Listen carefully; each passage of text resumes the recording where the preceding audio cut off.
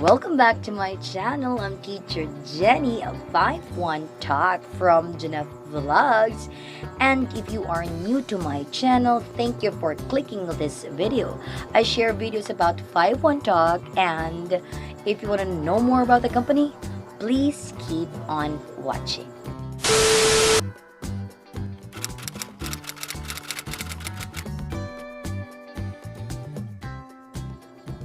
So for today's video is meron nag-request sa akin, one of my subscribers dito sa channel ko.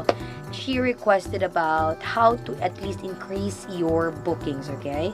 Yes, dumaan din po ako sa low bookings. Hindi naman sa tinatawag natin na zero bookings, hindi naman sa ganon. Low bookings lang po. For example, meron kang open slot na 10, pagpalagay natin 10. Yung nabubook is 2 lang, 1 or 3. So yun yung mga tips lang na base experience ko as teacher dito sa 51 Talk. Yes, hindi po ako ganun katagal na sa platform. Or na-launch ako, that was February 28. Yes. By that time, wala pa akong bookings nun kasi nagantay kami ng welcome call. Welcome call was March 1. Yes, that was March 1. So, pagpalagay na natin na March 1 yung first talaga na nakapag ako mag-book ng klase ko. Kasi nga, bago pa tayo sa platform, syempre, as alam nyo naman, wala pa talagang magtitiwala sa atin yan.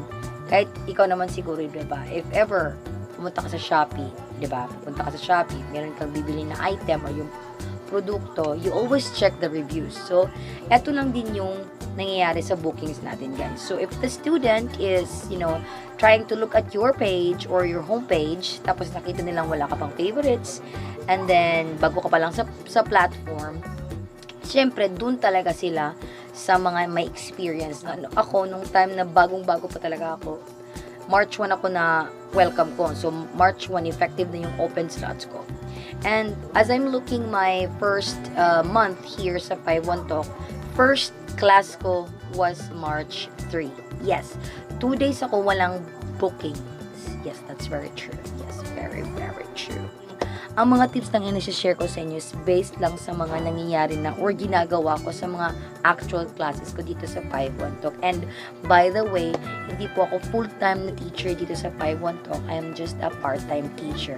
So I will just share based on my experience what I can to help you increase at least your bookings. Yes, that's very true. And as of the moment, guys, yun lang yung time na talaga na parang super low ng bookings ko. For example, open ako ng 5 slots, 2 lang yung nabubook. That was March 3. Yun yung first talaga na class na nakandak ko dito na naging 51 Talk teacher na ako. So, eto lang yung ginawa ko, guys. First is, yung bagong-bago ka pa lang talaga, you have to study first the lesson. Yes. I always do that dati, nung first week ko sa, first month ko talaga sa 51 Talk.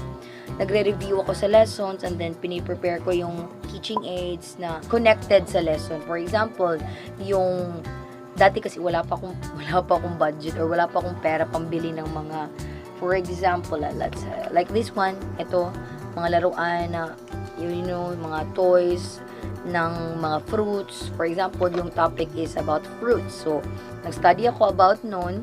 And then, pagkatapos kong mag-review sa lesson, piniprepare ko yung teaching aids. Before kasi wala akong pera nga, diba? So, hindi pa ako nakakabili ng mga ganito. Yung ginagawa ko is, nagpiprint. Tama ba yun? Hindi ako talaga na Tagalog. Nagprint ako ng mga teaching aids. For example, eto. So, print lang to sa Word. Tapos, kumuha ako ng picture sa Google, and then, print ko siya, then dinidikit ko sa my folders or cartoons na hindi na nagagamit. For example, sa office, meron naman kasi kami mga waste doon na mga folders na hindi na ginagamit. Kaya yun yung ginagamit ko. I just recycle the things na pwede pang gamitin. Ito lang. Kasi front lang naman yung kailangan mo. So, yun yung ginagawa ko. Una is, nagsistudy ako ahead of time ng lesson. Dati, yung first month ko.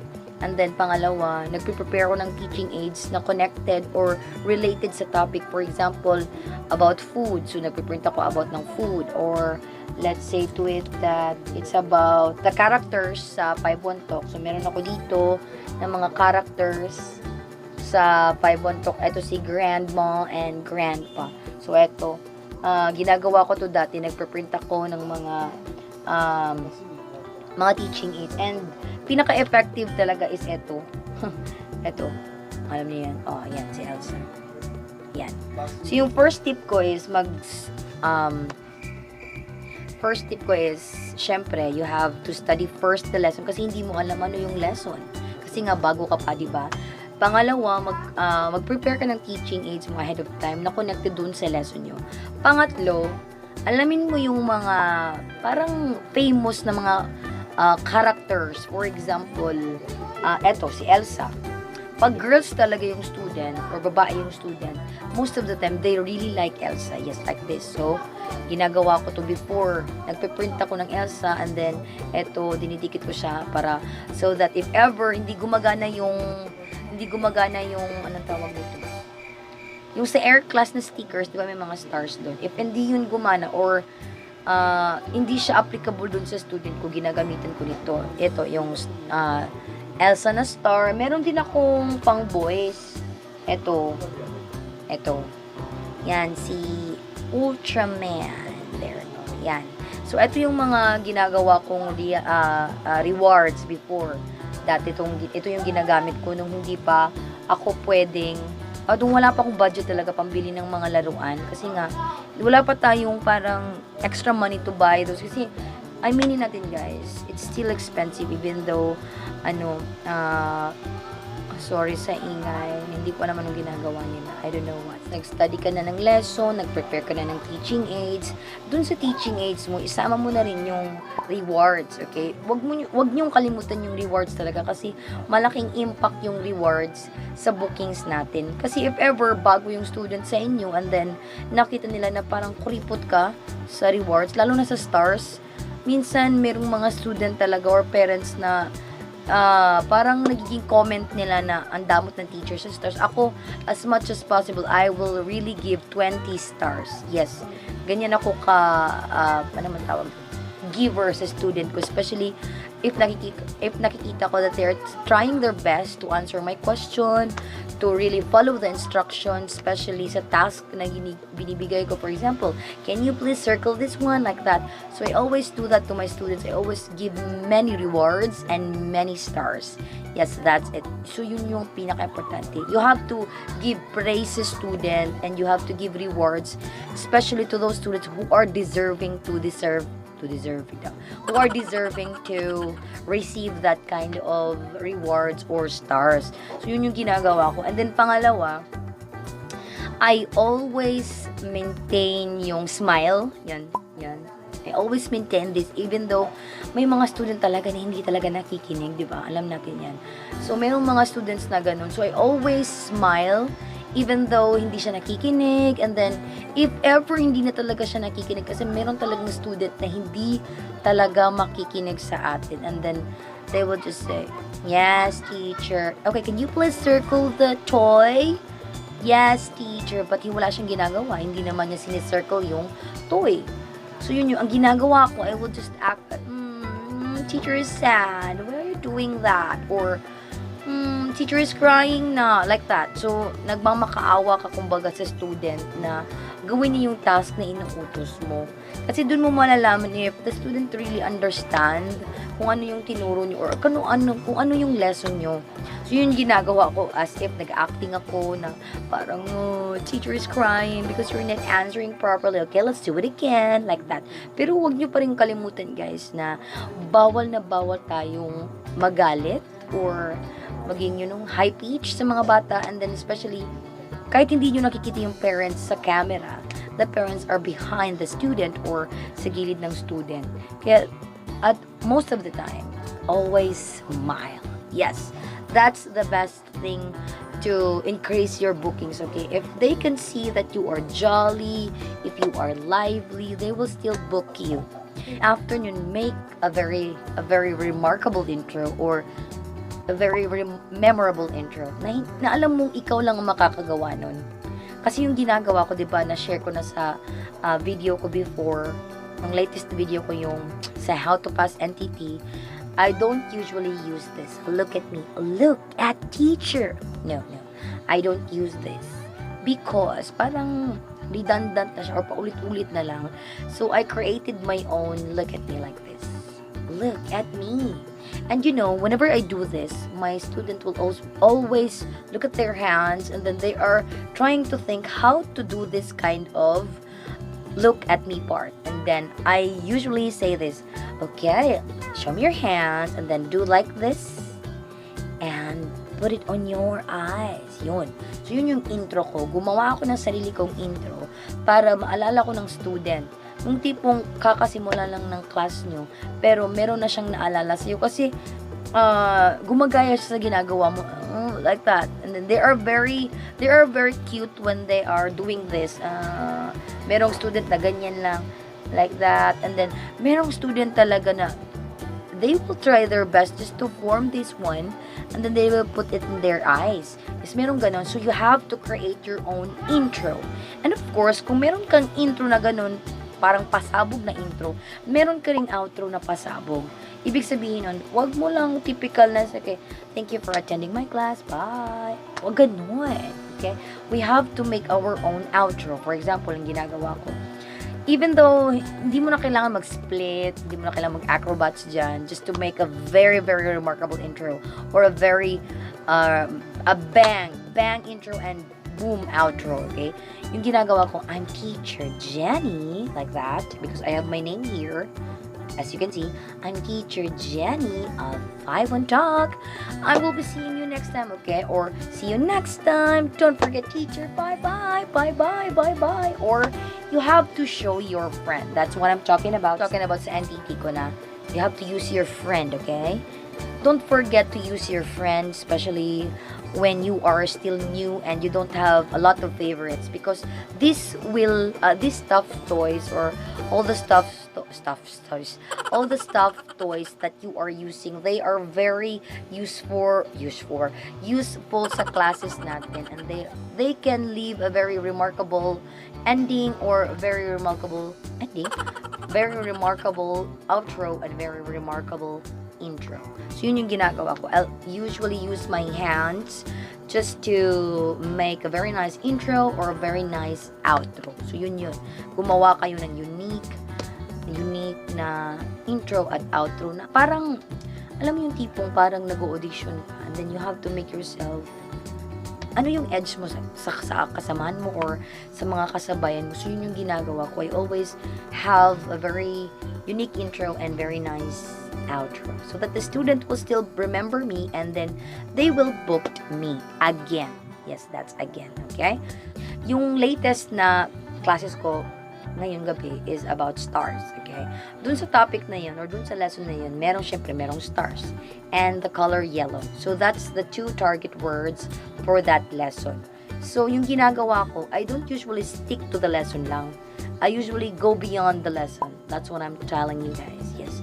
Most of the parents, yung mga parents ng regular school, they actually say that in my, tawag dito, sa feedback sa akin, they really like me because yung appropriate yung expansion, alam niyo yun, merong comment dun sa feedback natin sa mga teachers na appropriate expansion. So, ibig sabihin nun, I don't usually stick to the lesson itself. For example, kung yun ang target word, stars and yellow. So, I always go beyond. For example, if the lesson is about stars, so, hahanap ako ng ibang shape since star is a shape. Okay? So, for example, eto. Is this a star? Like that. So, I always do this. Ito yung sinasabi ko sa NTT. Huwag mo lang i-stick yung lesson dun sa lesson lang or sa mga target words. You can also incorporate other things that is related to the topic or opposite to the topic. And then, sabihin ng student, no, it is not. Okay, what is this? Pwede mo sabihin yun. So, pag sinabi ng student na, pag sinabi mo, is this a star? And then the student will say, no. Because obviously, hindi naman to star. And then you will say, so what is this? And then the student will try to answer, circle. Yes, that's it. That is correct. This is circle, okay? What do you think is this fruit? Okay? Try mo, especially, syempre, wag mo agad sabihin na what is this, okay? Try to level first your student. Kasi may mga student na alam mo na sa intro pa lang, parang medyo kulang. Alam mo yun? parang kulang sila sa comprehension. So, try to know first the level of your student. Kasi malalaman mo naman talaga if the student is capable of answering your question. For example, sa intro nyo, what is your name? Tapos nasabi niya, my name is okay siya. And then, pagtanong mo ng, how old are you? Or, how are you? Most of the time, the student will say, I am 5 years old. Pag naririnig nila yung how are you, similar kasi yung tunog ng R sa L. That is why they will say, I am 5 years old. Kasi pagkakarinig nila, how old are you? So you have to level first your student. If ano ba siya, beginner, sa intermediate, tama ba? Or advanced. So you have to level first the student. And then after nun guys, tsaka muna i-assess dun sa gitna na part ng lesson, yung about sa contradictions or sa opposite things ng lesson na tinuturo. For example, yung ginagawa ko talaga sa classes ko, hindi talaga ako nagsistick sa lesson. I always go beyond the lesson because gusto kasi ng mga parents na hindi ka lang mag-stick sa lesson. Like kanina, yung topic namin is about stars and yellow. So, sinabi ko sa kanya, is this yellow? Okay, what color is this one? Like that. So, wala naman yung sa lesson, di ba? Ang nasa lesson lang is yung color na yellow at saka yung stars. And the sentence about the target words.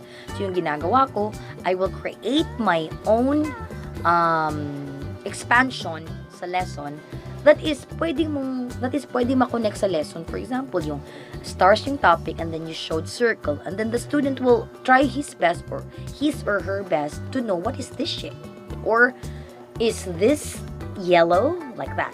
Okay? You have to show contradictions or expansions na appropriate naman sa lesson.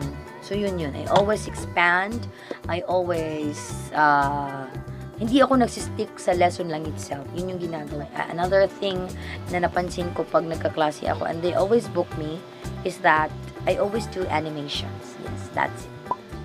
Animations, hindi naman ibig sabihin na animations dun sa lesson na. Animations when it comes to voice. For example, there is Anna, okay? Pag kiniklik niyo yung isa H5 na class, pag kiniklik niyo si Anna, yung voice niya is parang, napaka-cute talaga, like that, okay? So, if ever there's a conversation between the characters like Anna and Cindy, I usually change my voice to a cute little girl like Anna. Like, what do you like to do? Like that. So, I always do that. I always have these voice animations. Kasi parang nai-enjoy yung mga bata. And then they will also try their best to change their voice. For example, nung last na lesson ko kay Zoe. Okay, she is one of my regular students nga pala. And then our lesson was about, I think that was, what happened to my headband? Okay. Our lesson was about something to drink, okay? It's about juice and water. So, yung characters dun is si Sam at saka yung dad niya. So, yung voice ni dad, like that. I want to drink some water, like that. So, yun yung ginagawa ko. So, I always do voice animations when it comes to the characters of the lesson in the conversation setting, on the conversation or the sentence reading na. So, dito, na-enjoy yung bata if you will change your voice into cute one, into a guy, like that. If you want to change your voice into a female or male, depende. Yun yung ginagawa ko. That's why my student always, they are always happy, especially if sa sentence reading na. Yun. And they are always looking forward, especially if I will say, okay, I will be dad and you will be mom, like that. Or, I will be dad and you will be Timmy, like that. So, I always do that in my classes. And, isa pa na nakakadagdag ng mga bookings, guys, and favorites is yung attendance natin. Yes, that's very true. Okay, if you have very good attendance, the student will always, or the parents will always like you, and they will eventually add you to their favorites. Yes, ito yung napapansin ko. Dati kasi, nung nalock yung page ko, nalock ako guys, lahat tayo na dumadaan sa lock. And as of the moment, wala talaga akong backup. Kasi gabi lang ako nagkaklase. Dito naman kasi sa lugar namin, hindi rare lang talaga mag-brown out ng gabi. That is why advantage sa akin na gabi lang ako nagtuturo kasi nga I have my regular job sa morning. dati nung nakapag full time ako dahil sa ECQ, yun yung marami akong absences. Nalak ako once. Okay, and then parang medyo lang, hindi naman ganun talaga ka nawala. Medyo parang bumaba yung bookings natin. Pero guys, hindi ibig sabihin na zero bookings ako. Yung akin is, if ever may mag-cancel ng student, meron namang pumapalit agad. So yun. And remember guys, always try your best to impress the parents. Yes, that's very true. Kasi yung parents kasi most of the time ang nagbubook ng teacher. Parents will see that you are not lively or you are sleepy in your class. They will not really book. Yung mga things kasi na tinitignan ng mga parents is yung attendance, yung pronunciation, and especially how you correct the students. Yes. May nag-bad feedback sa akin.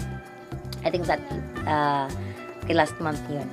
Okay, she's also my regular student. And then, merong time na she doesn't want to listen to the corrections that I'm giving her. And then, her father is at her back. And then, she will cry if I will correct her. So, I just move on to the next page. Yes, to the next part of the lesson. And then, laking gulat ko na nag-bad feedback na yung parents sa akin kasi nga hindi ko raw kinorek yung bata. So, yun. So, you have to correct the student in a right way pa rin. Huwag mo siyang pagalitan, huwag mo siyang taasan ng boses. You should always remember the flow in conducting the lesson. Kung ano yung tinuro sa atin sa NTT, nung nag-training pa tayo, i-apply natin siya sa actual classes na natin. And do not forget to always smile, okay? Huwag yung tipong smile na parang napipilitan ka. Yung smile talaga na heartily. Kasi napipil yun ng mga parents na you are plastic. Kahit okay, this is normal, okay? In our work here in 5-1 Talk, it is normal to be plastic. Even though the student is nakakainis na yung tipong gusto mo na siyang korotin kasi nagagalit ka na, we still have to be very nice, very approachable, and the voice or the tone of our bosses. Huwag kayong monotonous like this. It is a star like that, or it is a star like that. We have to be, very energetic. Kahit napapagod na tayo, go pa rin ang go tayo mga te. So, that's basically what I did to, increase my favorites. Alam nyo guys, yung mga ginawa ko, based talaga yung sa actual na classes ko. Siguro naging passion ko na rin siya kasi parang nagiging happy na ako sa mga students. And then, yung tipong nakikita mo yung progress na lalo na yung mga students talaga na nakapagsimula sa yung level 0 pa talaga sila hanggang nalaging level 1, hanggang nalaging level 2. Meron akong student na ako yung nakapag-start sa kanya ng lesson 1 niya talaga sa 5-1 Talk. And then, I saw her growth dito sa platform. That is why I am very happy na meron kang na-impart sa student. Even though malayo yung distance niyo physically, pero yung parang yung knowledge, yung teachings na na-impart mo sa student, isa yun kasi ng mga self-fulfillment ko. Bakit ako nananatili pa rin as 5-1 Talk teacher kahit na part-time na, even though yung oras ko talagang parang hindi ko na alam kung paano siya i-manage. Pero I always think of my students na I have something that they will remember for the rest of their lives. Wow, parang MMK lang. Yes. I always think that meron ako na-impart sa bata na to, and I'm very proud na meron kang na-impart sa isang tao kahit na sobrang tagal na yan, ilang years na yung lumipas. If the student really can feel that you have something that you have given to her, meron kang na-impart sa kanya, he will remember for the rest of his or her life. So that's what I'm always thinking, even though galit na ako sa students. Hindi man lahat kasi ng students makulit. Yung iba lang. If palagi natin you have 10 classes and then dalawa lang yung medyo makulit. So at least hindi pa rin ganun kalugmok yung buhay mo, di ba?